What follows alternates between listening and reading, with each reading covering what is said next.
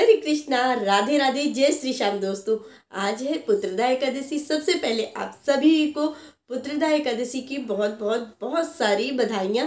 आज का ये व्रत उन लोगों को जरूर करना चाहिए जिन्हें संतान प्राप्ति की इच्छा है, पुत्र प्राप्ति की इच्छा है। उन लोगों को पुत्रदा एकादशी का व्रत जरूर करना चाहिए। चलिए, अभी मैं करने जा रही हूँ पुत्रदा एकादशी व्रत की कथा। हाथ में तुलसी दल ले लेंगे, 2 मिनट भगवान का ध्यान करेंगे, इसके बाद में कथा शुरू कर लेंगे। बोलो कृष्ण कन्हैया लाल की जय। श्रीमन नारायण नारायण नारायण, तजमन नारायण नारायण नारायण, लक्ष्मी नारायण नारायण नारायण, गोविंद नारायण नारायण नारायण। बोलो लक्ष्मी नारायण भगवान की जय, भगवान विष्णु की जय। पौष माह के शुक्ल पक्ष की इस एकादशी का व्रत संतान प्राप्ति और उसकी रक्षा एवं प्रगति के लिए प्रत्येक नर नारी को करना चाहिए। सुंदर पुत्र प्राप्ति है तो आज भगवान विष्णु की पूजा की जाती है। युधिष्ठिर बोले, श्री कृष्ण आप कृपा करके शुक्ल पक्ष की एकादशी का महत्व बतलाइए। इसका क्या नाम है, कौन सी विधि है तथा इसमें किस देवता की पूजा की जाती है। भगवान श्री कृष्ण ने कहा, राजन, पौष माह के शुक्ल पक्ष की जो एकादशी है उसे मैं बतलाता हूँ, सुनो। राजन, पूर्वोक्त विधि से यत्न पूर्वक इसका व्रत करना चाहिए। इसका नाम पुत्रदा है। यह सब पापों को हरने वाली उत्तम तिथि है। समस्त कामनाओं तथा सिद्धियों के दाता भगवान विष्णु इस तिथि के अधिदेवता हैं। चराचर प्राणियों सहित समस्त त्रिलोकी में इससे बढ़कर कोई दूसरी तिथि नहीं है। इसके पुण्य से मनुष्य तपस्वी, विद्वान और लक्ष्मीवान होता है। मैं इसकी कथा कहता हूँ, सुनो। भद्रावती नगरी में सुकेतुमान नाम का राजा राज्य करता था। उसकी स्त्री का नाम शैव्या था। वह निपुति होने के कारण चिंतित रहती थी। इस पुत्रहीन राजा के पितर रो रो कर पिंड लेते थे और सोचा करते थे कि इसके बाद हमें पिंड कौन देगा। इधर राजा को भी राज्य वैभव से कोई संतोष नहीं था। इसका मात्र एक ही कारण पुत्रहीन होना था। वह विचार करता था कि मेरे मरने पर मुझे कौन पिंड देगा। बिना पुत्र के पितरों और देवताओं से उरण नहीं हो सकते हैं। जिस घर में पुत्र न हो वहाँ सदैव अंधेरा ही रहता है। इसलिए मुझे पुत्र की प्राप्ति के लिए प्रयत्न करना चाहिए। पूर्व जन्म के कर्मों से ही इस जन्म में पुत्र धन आदि मिलते हैं। इस तरह राजा दिन रात इसी चिंता में लगा रहता था। एक दिन राजा ने अपना शरीर त्याग देने की सोची, परंतु विचार करने लगा कि आत्मघात करना महापाप है। राजा इस तरह का मन में विचार कर एक दिन वन को चले गए।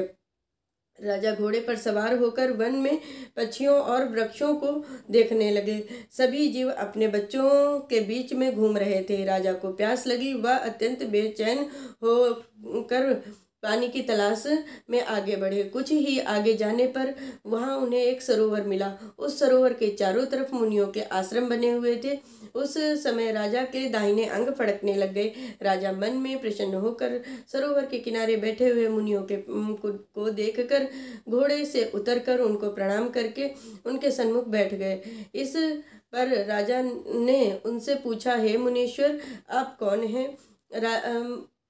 हे मुनिवरों, आप कौन हैं और किस लिए यहाँ हैं, सो कहो। मुनियों ने कहा कि हे राजा, आज पुत्र की इच्छा करने वाले को संतान देने वाली पुत्रदा एकादशी है। हम लोग विश्वदेव हैं और इस सरोवर पर स्नान करने आए हैं।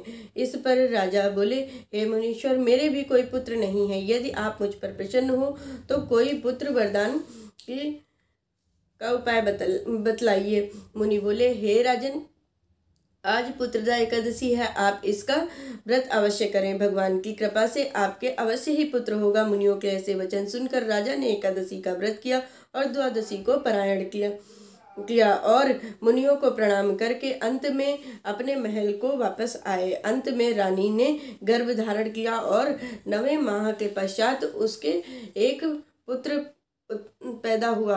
वह राजकुमार अंत में अत्यंत वीर, धनवान, यशस्वी और प्रजापालक हुआ। इसलिए राजन, पुत्रदा का उत्तम व्रत अवश्य करना चाहिए। मैंने लोगों के हित के लिए तुम्हारे सामने इसका वर्णन किया है। जो मनुष्य एकाग्रचित्त होकर पुत्रदा एकादशी का व्रत करेंगे वे इस लोक में पुत्र पाकर मृत्यु के पश्चात स्वर्ग को जाएंगे। इस महात्म्य को पढ़ने और सुनने से अश्वमेघ यज्ञ का फल प्राप्त होता है। बोलो कृष्ण कन्हैया लाल की जय।